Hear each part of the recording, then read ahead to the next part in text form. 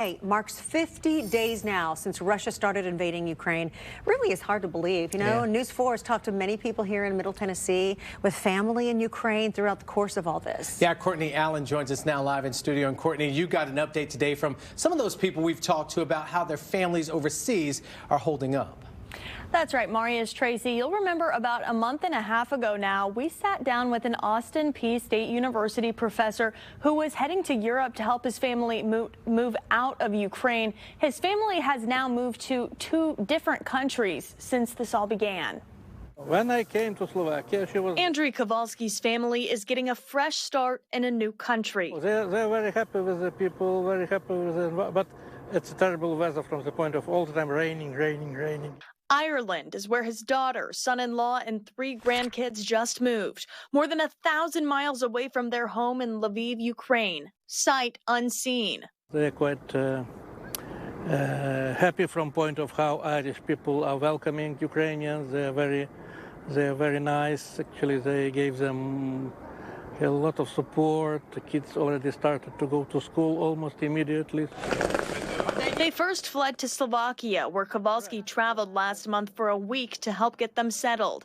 Then from Slovakia, they moved to Ireland to be near friends who've promised them jobs, living at this hotel for free as they look for a home. Most of Ukrainians are in much worse situation. Much worse. So I would say that's exceptional situation that they found really the way to find a job or something like, or to live in the relative safety. Kowalski says his wife went back to Lviv to help those displaced, as the Austin Peay State University professor stays here in Middle Tennessee.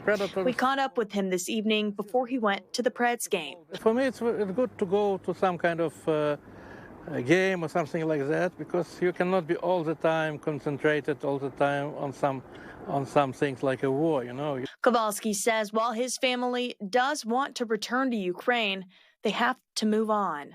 Oh, of course, they want to go back to their house and everything, but they cannot wait. You'll remember we also talked to one family in Murfreesboro, the Bensons. They are trying to adopt a child from Ukraine. They told News 4 they heard briefly from the child last week, but they're still at a standstill in the adoption process. We also met a Cumberland University student last month, Lena Young, with family in Mykolaiv, Ukraine. She says they are alive, but they lost their home. Back to you. Wow.